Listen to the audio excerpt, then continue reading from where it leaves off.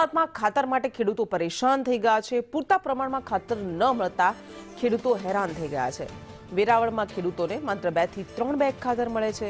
હાલ રવિ પાકમાં ખાતરની તાતી જરૂરિયાત છે। ખાતર વગર પરેશાન ખેડૂતોએ સરકાર સમક્ષ માંગ કરી કે ખેડૂતોને ખરા સમયે પૂરતા પ્રમાણમાં ખાતર આપો। અમે કાજલી યાર્ડમાં ખાતર ઓરિયા લેવા આવ્યા છે। અત્યારે ખાતરની એટલો શોર્ટેજ છે કે જો ખેડૂતને પોતાને 2-3 થેલી આપે છે। 4 વાગ્યાના 5 વાગ્યાના 6 વાગ્યાના સવારના ઉભા છે લાઈનમાં, તો અમને હજી વારો નથી આવ્યો અને લાઈનમાં ઉભા છે। ખેડૂતોને કેટલી જરૂરિયાત ખાતરની?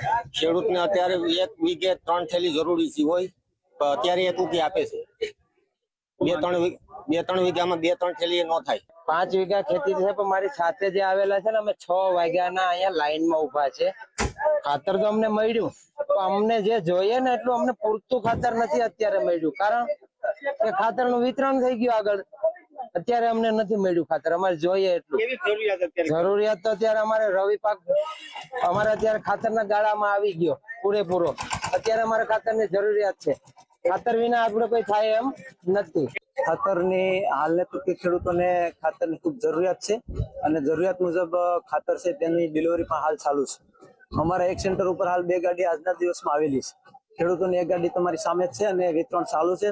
શાંતિપૂર્વક તમામ ખેડૂતોને ખેડૂતો જેટલા છે, જેટલી જરૂરિયાત છે તે પ્રમાણે ખાતર અમે આપીએ છીએ અને બધા ખેડૂતોને મળી રહે એવા અમે પ્રયાસ કરીએ છીએ।